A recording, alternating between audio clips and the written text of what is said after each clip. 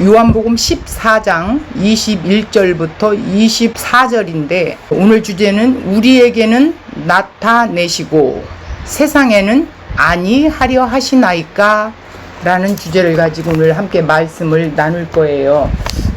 자, 먼저 우리가 이제 본문 좀 먼저 읽어볼까요? 21절부터 24절까지 긴 절은 아닙니다. 시작. 나의 계명을 지키는 자라야 나를 사랑하는 자니 나를 사랑하는 자는 내 아버지께 사랑을 받을 것이요 나도 그를 사랑하여 그에게 나를 나타내리라. 가룟신 아닌 유다가 이르되 주여 어찌하여 자기를 우리에게 나타내시고 세상에는 아니하려 하시나이까. 예수께서 대답하여 이르시되 사람이 나를 사랑하면 내 말을 지키리니 내 아버지께서 그를 사랑하실 것이요 우리가 그에게 가서 거처를 그와 함께 하리라. 나를 사랑하지 아니하는 자는 내 말을 지키지 아니하나니 너희가 듣는 말을 내 말이 아니요 나를 보내신 아버지의 말씀이니라. 이렇게 말씀됐어요.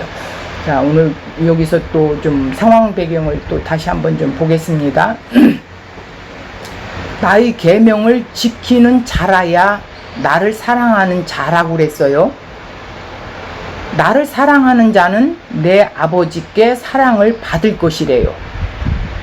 그래서 나도 그를 사랑하여 그에게 그를 통해서 나를 나타내게 한대. 예수님을 나타내게 한대요. 자, 그러면 나의 계명을 지키는 자라야, 그러면 내가 이 계명을 지켜야 되나? 그러면 우리가 지금 13장 14장이 얼마나 중요한 말씀이며 우리에게 어떤 말씀을 하시는가 좀 한번 전체적으로 한번 살펴볼게요. 13장 31절 한번 보세요. 새 계명을 너희에게 주노니 서로 사랑하라. 내가 너를 사랑한 것 같이 너희도 서로 사랑하리라 이랬어요. 자, 이 말씀을 보면 새 계명이 뭐라고 그랬어요? 하나님의 사랑과 이웃 사랑이죠. 그러면 이 계명을 우리가 지켜야 되는데 하나님을 사랑하고 이웃을 서로 사랑하래요. 이것은 하나님의 사랑을 받아본 자가 그 사랑을 통해서 그 사랑이 나타내진다라는 뜻이야. 그런데 이거는 우리는 불가능한 일이에요. 예. 그러면서 한번 우리 36절 한번 볼까요? 시몬 베드로가 이르되 주여 어디로 가시나이까? 예수께서 대답하시되 내가 가는 곳에 네가 지금은 따라올 수 없으나 후에는 따라오리라. 자, 서로 사랑해야 된다고 새 계명을 주었대요. 그러면서 그런 자만이 내 제자가 되는데 그 제자는 지금은 따라올 수 없지만 후에는 따라온대. 자, 여기서 우리가 지금 잠깐 뛰어넘어서 14장 6절 또 한번 보세요. 예수께서 가사대 내가 곧 길이요 진리요 생명이니 나로 말미암지 않고는 아버지께로 올 자가 없느니라. 자, 예수님이 길이고 진리고 생명이 되신대. 그런데 나로 말미암지 않고는 아버지께로 올 자가 없다라는 거예요. 자, 그러면 이제 전체적으로 제가 지금 띄엄띄엄 말씀을 뽑아서 지금 이야기를 했어요. 자, 7절 더 읽어보겠습니다. 너희가 나를 알았더라면 내 아버지도 알았으리로다. 이제부터 너희가 그를 알았고 또 보았느니라. 지금 어떻게? 예수님하고 함께 있죠. 함께. 자, 그래서 나를 알았다면 내 아버지도 알았을 거라는 거예요. 그리고 알았고 또 보았느니라. 그 소리는 뭐예요? 예수님과 하나님은 하나다라는 거예요. 자, 그런데 지금은 이들은 잘 몰라. 이게 무슨 뜻인지를 몰라요. 자, 9절을 볼까요? 예수께서 이르시되 빌립아 내가 이렇게 오래 너희와 함께 있으되 네가 나를 알지 못하느냐? 나를 본 자는 아버지를 보았거늘 어찌하여 아버지를 보아달라고 하느냐? 나를 본 자는 아버지를 본 거야. 이렇게 말해요. 그러면서 뛰어넘어서 12절 내가 진실로 진실로 너희에게 이르노니 나를 믿는 자는 내가 하는 일을 그도 할 것이요 또한 그보다 큰 일도 하리니 이는 내가 아버지께로 감이라. 야, 이게 도대체 무슨 말이지? 자, 13절 그래서 너희가 내 이름으로 무엇을 구하든지 내가 행하리니 이는 아버지로 하여금 아들로 말미암아 영광을 받으시게 하려 함이라. 내 이름으로 무엇이든지 네게 구하면 내가 행하리라. 너희가 나를 사랑하면 나의 계명을 지키리라. 이렇게 했어. 야, 그런데 전주에 우리가 또 다른 보혜사를 너희에게 주사. 이제 해답이 나오게 돼 있어요. 자, 그래서 제가 띄엄띄엄 지금 13장서부터 14장을 지금 훑어가 나가는 것입니다. 16절 내가 아버지께 구하겠으니 그가 또 다른 보혜사를 너희에게 주사 영원토록 너희와 함께 있게 하리니. 자, 이 또 다른 보혜사는 돕는 자라고 그랬죠. 함께하는 자라고 그랬죠. 나를 이끌어 가시는 분이라고 그랬죠. 자, 그 성령님이 너희에게 오시면 내가 전에 읽었던 지금 앞서 읽었던 새 계명을 주느니 서로 사랑하라. 성령이 오셨을 때 성령이 임한 자들이 이렇게 서로 사랑할 수 있는 자로서 또 주님을 나 자신을 부인하고 내 십자가를 지고 주님을 따라갈 수 있는 자로 그렇게 갈 수 있다라는 거야. 그래서 우리 마음에 근심이 사라지고 예수님을 믿기 때문에 우리는 길이요 진리요 생명 되시는 그 예수께로 우리가 나아갈 수 있다라는 거야. 그런 자는 예수님을 보았기 때문에 하나님을 이미 본 자라는 거야. 그래서 그런 자가 구하는 기도는 무슨 기도일까요? 그의 나라와 그의 의를 위해서 구하는 자가 되겠지요. 그래서 우리가 신자의 기도도 배웠지요. 나를 바라보면서 하나님, 내가 말씀대로 주님의 그 길을 갈 수 있도록, 주님 십자가의 그 길을 갈 수 있도록 나를 인도하옵소서. 나를 부인하고 내 십자가를 지고 갈 수 있게 해주십시오 라고 기도하면서 이렇게 구할 때 하나님께서 성령을 통하여 이끌어 가신다라는 거예요. 그래서 이 또 다른 보혜사, 이 성령이 우리에게 오셨을 때 예수님과 연합된 자가 어떻게 한다고요? 하나님의 십자가의 그 길을 갈 수 있고 증인된 삶을 살 수 있다라는 거예요. 자, 그래서 우리가 오늘 본문을 이제 돌아와서 우리에게 나타내시고 세상에는 아니하려 하시나이까? 이렇게 누가 물었어요? 가룟신 유다. 그러니까 또 다른 유다가 또 있어요. 한 명이 아니에요. 또 다른 예수님의 제자 중 가룟신 유다라는 이름을 가진 제자가 있어요. 예. 그래서 그 제자가 예수님께 묻는 말이잖아요. 자, 그러면 오늘 우리 원고를 한번 읽어가면서 더 구체적으로 좀 나아가 봅시다. 자, 주님께서 돌아가신 후 아버지께 구하여 또 다른 보혜사 제자들에게 보내실 것이라고 약속을 했습니다. 16절에 주님은 그렇게 십자가에 못 박혀 죽으심으로 영원한 속죄를 이루셨지요. 영원한 속죄가 뭐예요?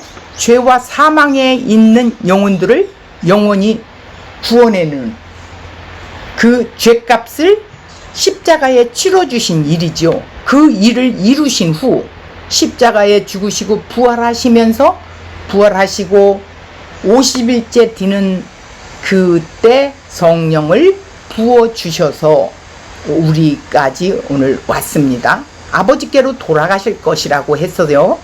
왜? 또 다른 보혜사를 지상교회에 보내 그들과 영원히 함께 한다라는 것이죠. 그러면 또 다른 보혜사, 자, 용어를 쓰심으로 앞으로 임할 성령, 그러니까 예수님과 동일한 일을 행하시는 분을 암시하고 있죠. 제자들은 예수님이 자신들의 변호인으로 오신 분이라는 사실을 전혀 눈치채지를 못했었어요.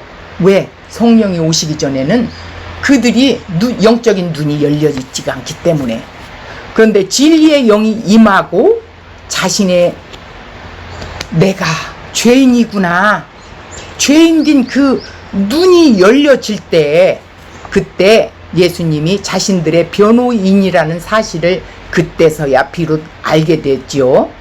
예수님이 승천하신 후 또 다른 보혜사를 보내셔야 했던 것을 알게 되고, 그 보혜사는 진리의 영이라는 거예요. 그런 그 진리의 영을 세상은 환영할까요? 환영하지 않을까요? 예, 세상은 환영할 수가 없어요. 세상은 성령이 증거하는 진리를 결코 용납하지 않습니다. 세상이 거짓의 토 위에 세워져 있기 때문이죠. 이러한 세상이기에 하나님이 보낸 그리스도를 미워하고 죽여버리는 것이죠. 세상이 환영하는 복음은, 예수님은 다른 복음, 다른 예수일 뿐이라는 거예요. 세상의 복음은.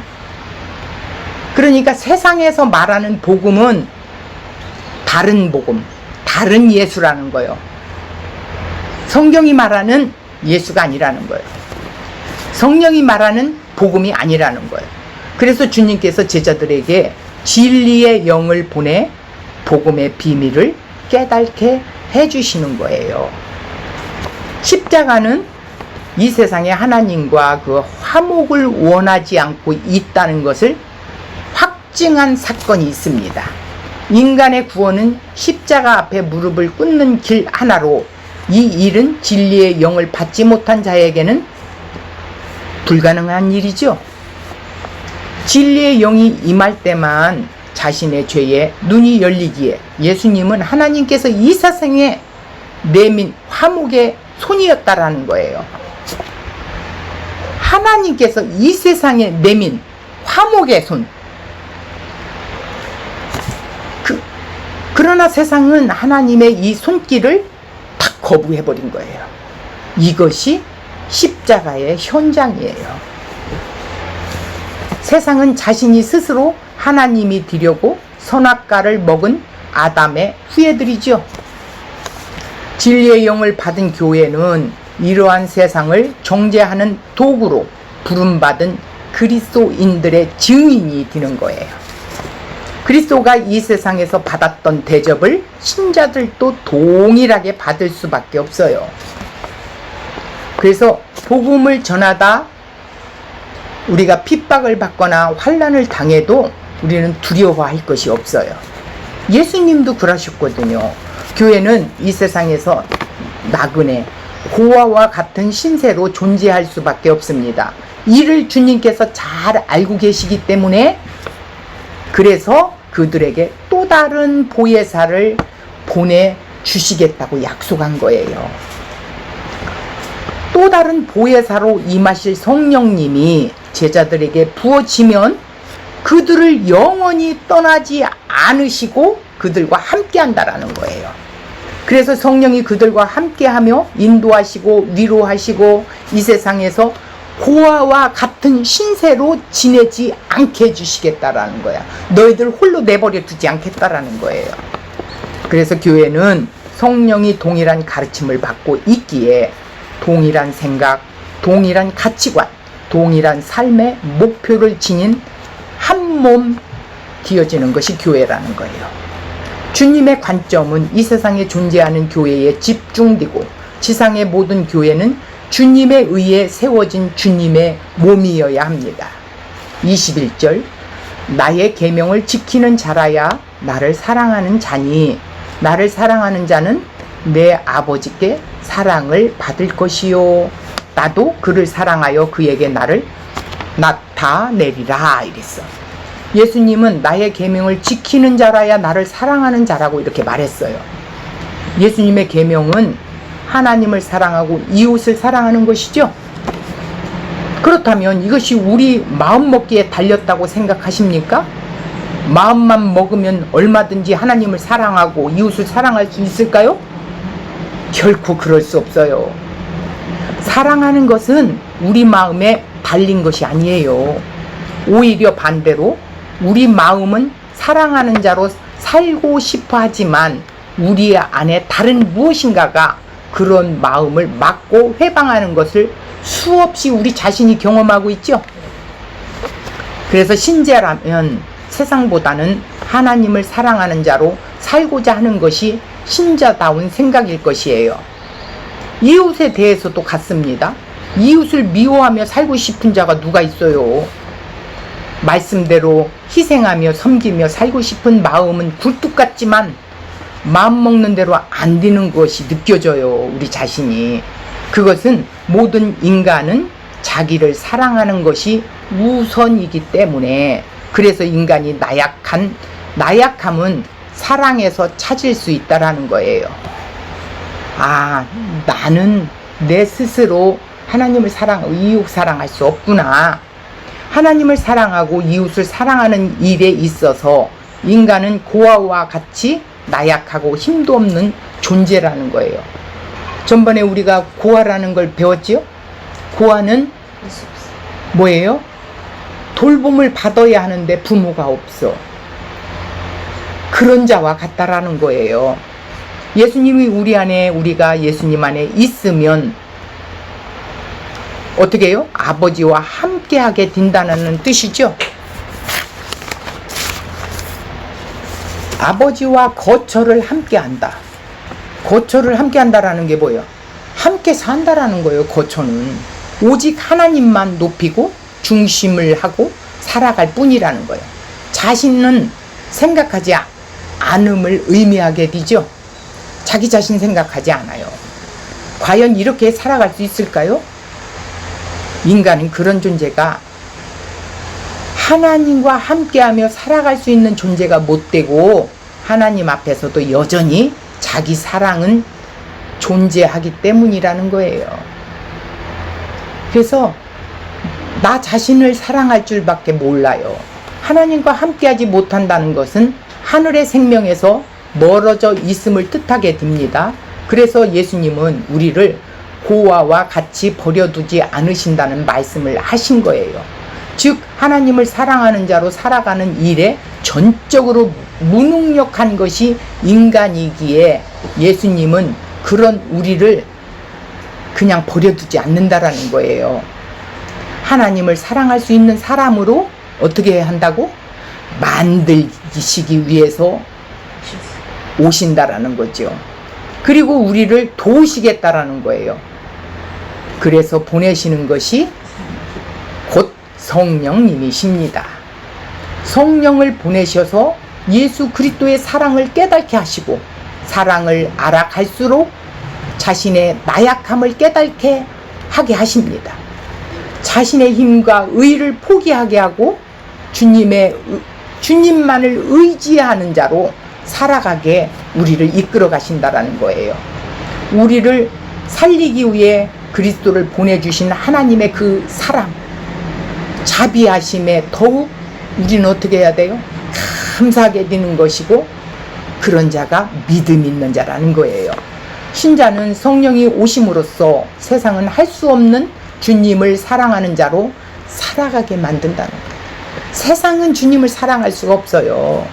나를 사랑하지 않고 주님을 사랑하는 자로 살게 해달라며 주님께 도움을 구하는 자가 되는 것이 믿음 있는 자예요.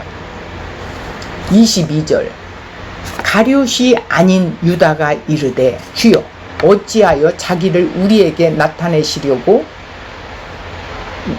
우리들에게는 나타내셨는데 왜 세상에는 나타내려 하지 아니하나요? 이렇게 묻는 거예요. 유다는 예수님께 나도 그를 사랑하여 그에게 나를 나타내라고 라는 말씀을 이의를 제기하는 질문이었죠. 그는 예수님을 그리스도로 믿고 지금까지 따랐던 자인데 마음속에 예수에 대한 의심의 마음이 들기 시작했던 거예요. 그리스도라면 왜 자신을 세상에 드러내는 일을 하지 않고 왜 오직 제자들에게만 상대하고 있는지 의문이 간다라는 거야. 유다가 기대했던 그리스도는 세상을 제압해버리고 자신의 왕국을 세울 수 있는 그리스도여야 하는데 그는 예수 초기에 이러한 가능성을 보았어요. 많은 이적을 행하며 사람들의 관심을 한 몸에 받기까지 했었어요. 근데 이제 3년이 지나고 나니까 며칠 전 군중들이 환호를 받고 예루살렘에 입성하기까지 했었어요. 그런데 예수님은 자신의 왕국을 세우는 일에 전혀 관심을 보이지 않네. 오히려 군중들과 상관없이 11명 극소수 제자들과 함께 초라한 다락방에 식사하며 이제 자신이 아버지께로 돌아갈 것이라고 불길한 이야기만 늘어놓는 거예요. 유다의 눈에 예수는 군중을 이끌 능력이나 비전이 없는 지도자로 보일 수밖에 없겠죠. 그래서 자신을 우리에게는 나타내시고 세상에는 아니하려고 하시나이까? 라고 이렇게 질문을 했던 거예요. 유다가 질문한 것은 당신이 정말 우리가 기다리고 있던 그리스도 맞습니까? 이런 반문과도 같은 거예요. 이 질문을 받으신 후 예수님은 23절에 대답을 하시죠. 유다는 우리의 말씀을 듣고 있지 않았던 거예요. 주님의 말씀을 듣지 않았던 거예요. 자, 다시 한번 23절 보겠습니다. 예수께서 대답하여 이르시되 사람이 나를 사랑하면 내 말을 지키리니 내 아버지께서 그를 사랑하실 것이요 우리가 그에게 가서 거처를 그와 함께 하리라. 자, 유다가 우리의 주님의 말씀을 들었다면 유다가 주님의 말씀을 들었다면요 주님이 자기 백성을 구원하기 위하여 하나님의 언약의 성취자로 오신 그리스도라는 사실을 보았을 것입니다. 그런데 어떻게 됐어요? 제자들은 주님의 말씀을 듣지 않고 있었다라는 거예요. 자신들이 기대했던 이스라엘을 다윗 왕국 시대의 영광스러운 나라로 회복시키는 그리스도만을 소망하고 있었을 뿐이기 때문이에요. 주님은 이러한 제자들에게 23절 우리가 그에게 가서 거처를 그와 함께 하리라. 거처를 함께 산다라는 거. 거처는 함께 한다라는 거죠. 함께 살겠다라는 거예요. 자신들이 따르고 있는 예수님이 자기 백성을 죄에서 구원하기 위해 오신 그리스도라는 사실을 보지 못하고 있다라는 것이에요. 그들은 하나님의 언약에 대해 알지 못하고 있습니다. 그들이 알고 있는 그리스도는 이스라엘을 옛 다윗 왕국의 영광으로 다시 회복시키는 그리스도만을 소망하고 있어요. 자, 그런데 지금 그들과 함께하고 있는 예수는 자신들이 기대하고 있던 그런 그리스도의 모습이 아니었죠.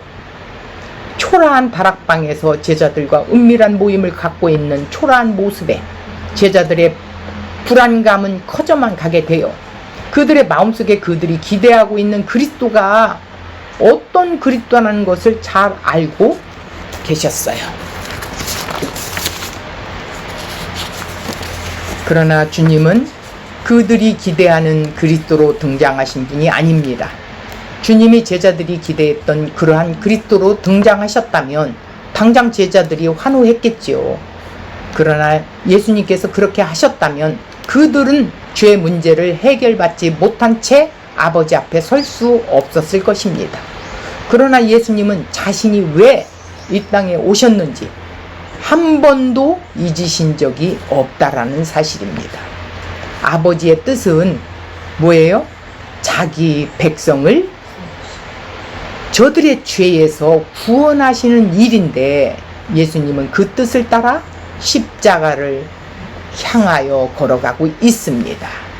제자들에게 십자가는 자신들의 꿈이 무너지는 일이지만 그 십자가를 통해 그들의 죄 문제가 영원히 해결될 수 있었던 것입니다. 성령이 오신 후에야 어떻게 돼요? 제자들은 주님께서 왜 십자가를 고집하셨는지 그때서야 비록 알게 될 것입니다. 24절 나를 사랑하지 아니하는 자는 내 말을 지키지 아니하나니 너희가 듣는 말은 내 말이 아니요 나를 보내신 아버지의 말씀이니라 이렇게 했어요. 하나님이 사랑하는 자는 예수님의 말을 듣고 지키는 자래요. 우리가 하나님의 사랑을 받는 자가 되길 원하신다면 예수님의 말씀을 들어야 한다는 것이죠. 주님은 누가 나를 사랑한다면 내 말을 지키라고 말씀하십니다. 지키라고 하신 주님의 말이란 무엇일까요? 지금 전체 문맥을 볼 때 내 말이란 뭐예요? 요한복음 13장 34절에서 35절 언급하신 서로 사랑하라는 세 계명입니다.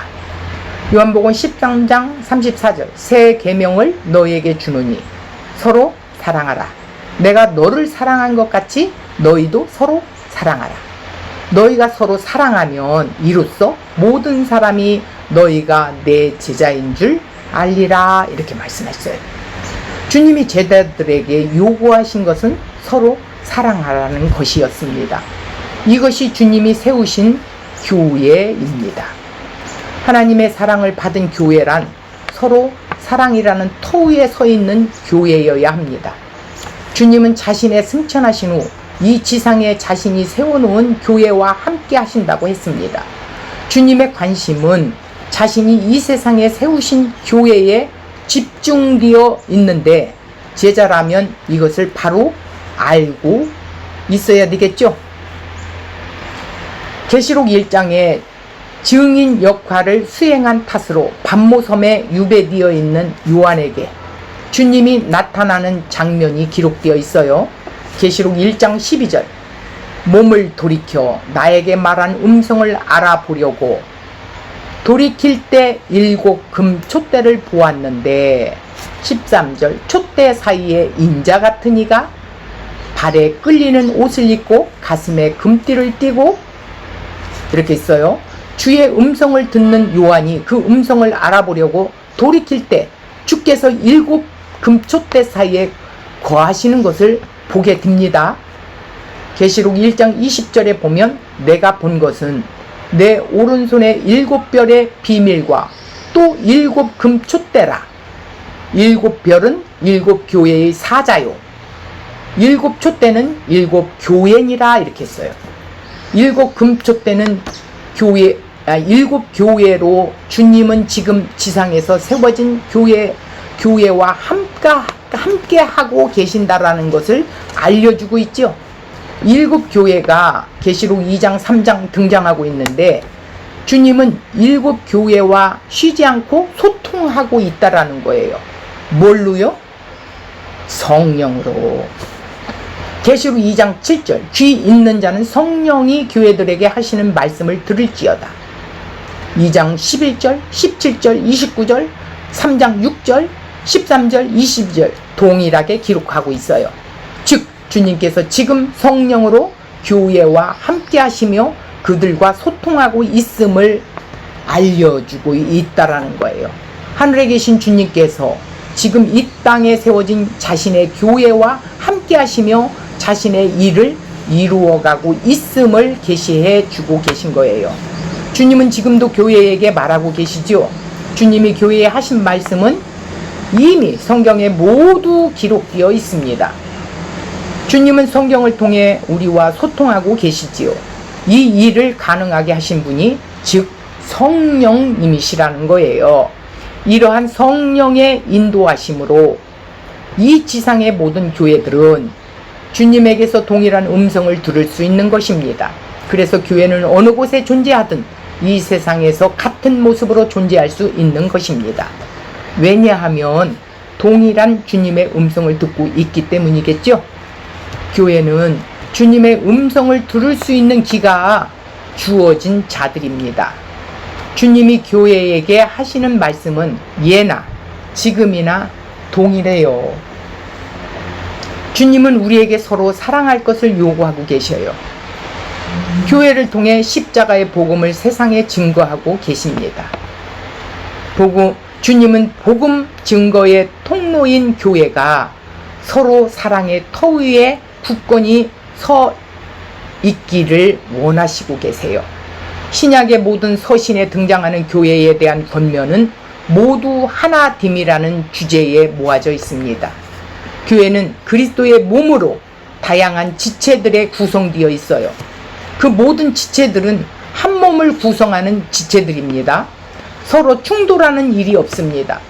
한 몸을 이루는데 모든 지체가 유기적으로 움직이고 있게 되죠. 누구도 자신의 존재를 드러내는 일을 하지 않아요. 주님은 교회를 이 땅에서 천국의 거울로 세우고 계신 거예요. 천국은 서로 사랑이라는 터 위에 놓여 있는 나라입니다. 이것이 하나님께서 계획하신 하나님 나라예요.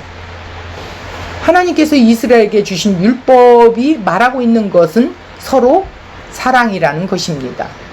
인간은 자기 사랑에 매여 있는 존재들로 서로 사랑하라는 하나님의 계명을 실천한다는 것은 불가능한 일입니다. 하나님께서 애당초 이스라엘이 이 계명을 지킬 것을 기대하지 않았어요.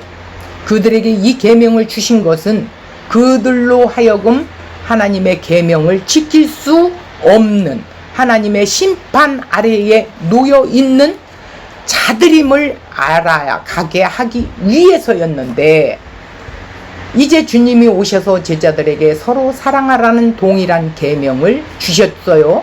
그런데 그것을 새 계명이라고 말씀하십니다. 옛 계명 아래에서 이스라엘은 자신의 힘으로 율법을 지켜왔죠. 그러나 하나님의 계명은 자신의 힘으로 지키려는 것은 하나님의 저주로 끝날 수밖에 없다라고 갈라디아서 3장 10절에 말하고 있어요. 누구도 하나님의 계명을 지킬 수 없다는 것이 드러난 이후 하나님께서 약속하신 그리스도를 이 땅에 보내신 거예요. 왜 이 땅에 보내셔야 했는지 우리가 알아야 합니다. 예수님은 하나님의 언약의 성취자로 오셔서 하나님의 그 계명을 지킬 자를 하나님께서 따로 준비해 놓고 있었던 거예요. 죄인은 지킬 수가 없어. 그래서 이 율법을 지킬 수 있는 자는 예수님 한 분밖에 없다라는 거예요. 예수는 스스로 십자가에 달려 죽음으로 서로 사랑하라는 하나님의 계명을 온전히 실천하신 거예요. 그래서 성령을 우리에게 부어주시는 이유는 교회로 하여금 예수의 십자가 의미를 깨우쳐 주기 위해서라는 거죠. 성령이 하시는 일은 우리를 예수님의 십자가의 현장으로 이끌어가서 십자가에 달려야 할 자는 예수가 아니라 바로 네 자신이다, 이것을 보아라, 이렇게 하기 위해서라는 거예요. 그 성령이 우리에게 와서 죄에 대하여, 의에 대하여, 심판에 대하여 책망하시겠다라고 말씀하셨다라는 거예요. 그런데 십자가에 달린 자는 내가 아니라 예수님이시네. 이 사실이 눈이 열릴 때 어떤 현상이 일어나요? 하나님의 사랑이 우리 마음에 부어지는 일이 벌어지게 됩니다. 하나님의 사랑으로 내가 죄에서 건짐받은 자구나. 이같이 교회는 하나님의 사랑을 아는 자들로 모여지게 되는 거예요. 그렇구나, 내가 죄인이구나. 내 죄가 사망으로 가야 할 이 죄의 대가를 십자가에서 처절하게 내 대신 예수가 죽으셨구나. 이것을 아는 자가 교회라는 거예요. 주님께서 제자들에게 서로 사랑하라는 계명을 주실 때 주님은 이것을 보고 계셨습니다. 그러니까 십자가의 사랑을 받은 자, 내 삶에서 느껴지는 자가 서로 사랑할 수 있는 마음이 흘러나가지, 죄인은 절대로 선이 없기에 사랑을 할 수조차도 없다라는 거예요. 그래서 성령님을 보내셨다라는 것입니다.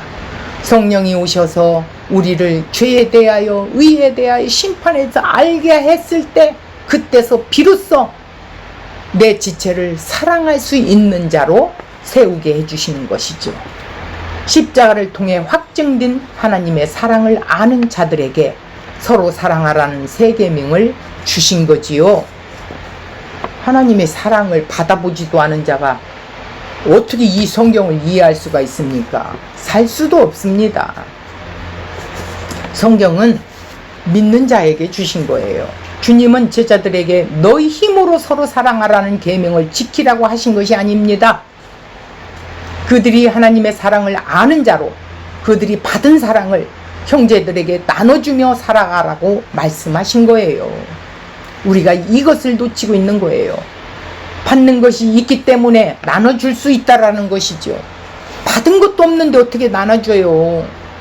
가짜가 어떻게 진짜를 나눠줄 수가 있냐는 거예요.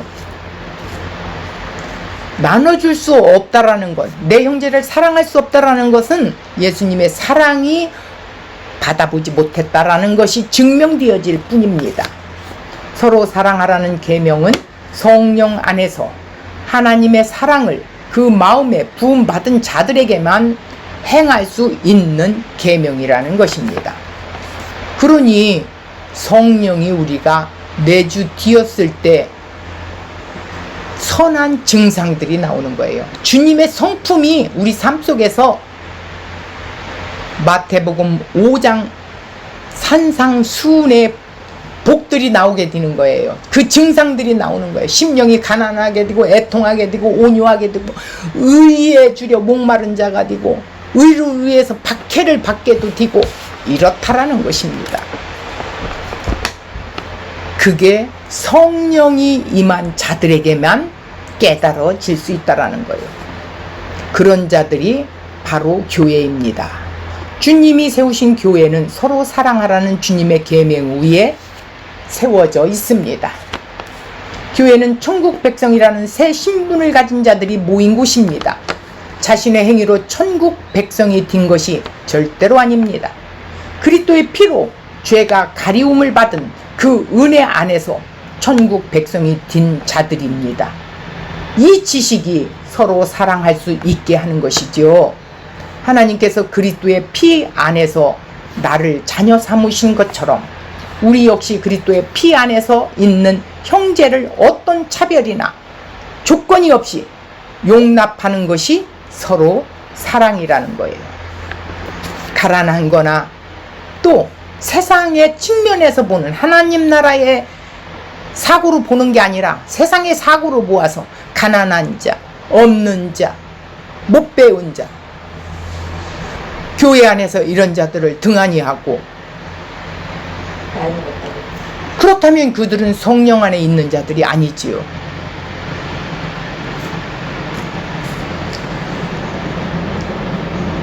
자, 이렇게 하나님의 피로 어떻게 형제가 된 자들은 차별하지 않습니다. 조건이 없습니다. 무조건 사랑합니다. 이런 모습이 없다면 그 교회는 주님의 음성을 듣지 않고 있는, 주님과 상관이 없는 말은 교회지만 교회가 아닙니다. 모임이죠. 서로 사랑하라는 주님의 계명을 우리 힘으로 행하려고 할 때 우리는 내 안에 이를 행할 수 있는 능력이 없다는 것을 절감하게 됩니다. 우리는 여전히 죄의 강력한 세력 아래 놓여 있는 자들이에요. 형제의 사랑은 그리스도 은혜에 붙어 있는 자에게서 자연스럽게 드러나는 열매로 우리가 할 수 있는 일이 아니라는 거예요. 우리가 이를 내 힘으로 행하고자 할 때 우리는 스스로 그리스도에서 끊어진 자 같이 되는 거예요. 이것을 조심해야 합니다. 형제 사랑은 그리스도의 은혜를 공급받고 있는 그런 자들을 통해서 그리스도께서 행하시는 일이라는 것이죠. 그래서 내가 하는 것이 아니에요. 잘난 척 할 필요가 없어요. 어느 교회에 형제 사랑의 열매가 보이지 않고 있다면 그 원인은 하나입니다. 그들이 그리스도의 은혜를 공급받지 못하고 있기 때문이겠죠. 그리스도 은혜에 붙어 있다면 자연스럽게 형제 사랑의 모습은 나타나게 될 수 있다라는 거예요. 우리가 보아야 할 형제 사랑이란 뭘까요? 그리스도께서 제자들에게 보여주셨던 모습을 보이는 거예요. 예수님이 제자들에게 보여주셨지요. 내 택한 저들, 그러니까 너희는, 저희는 이렇게 부르시는데, 너희는 주님을 따르는 주님의 제자들을 보고 너희라고 그러죠. 저희는 무리들, 예수님을 반대하는 자들. 자, 이는 그리스도를 배운 자에게서만 보일 수 있습니다. 우리가 성경을 배우는 이유가 바로 이것 때문입니다. 우리가 힘써야 할 일은 그리스도를 알아가고 배워가며 그리스도의 은혜에 강한 자로 세워져 가는 일입니다. 그것이 하나님의 일이래요. 하나님이 보내신 아들 그리스도, 그를 알아가는 것이 하나님이 일이라고 했는데, 그런 자가 서로 사랑할 수 있고 또 이 계명을 지켜 서로 사랑하고 하나님을 사랑할 수 있고 또 주님이 가신 그 길을 따라갈 수 있다라는 거예요. 그래서 네가 지금은 나를 따라올 수 없지만 후에는 따라오리라 한 것은 뭐냐면, 내가 성령을 보내주면 너는 그때 따라올 거야. 너희들은 바로 이 말씀이거든. 그래서 내가 가면, 아버지께로 가면 너희에게 약속한 그 또 다른 보혜사의 성령을 너희에게 보내줄 거야. 그러면 네가 그때야 비로소 이 계명을 알게 되고 주님이 무슨 말씀을 하신 건지 수록수록 생각나면서 주님이 말씀하신 것을 증거하게 되는 거야. 증인의 삶을 사는 거야. 죽음을 내던지고 살아가는 거야. 육신의 죽음을 무서워하지 않는 거예요. 그래서 내 영혼의 생명이 있기에 예수님이 가신 그 길을 나도 나를 부인하고 내 십자가를 지면서 매일매일 가는 거예요. 이것이 주님의 제자들이라는 거예요. 근데 우리는 예수 믿고 오늘 또 아직 성령을 부음받지 못한 제자들 모습, 무리들 모습과 같이 나 현실에 잘 되고 부자 돼야 되고 내 자녀들이 잘 돼야 되고 그래야 교회가 잘 돌아간대. 가난하게 살면 안 된대. 그런데 예수님의 제자들은 한결같이 세상의 관점으로 보면 저주받은 것 같이 보여.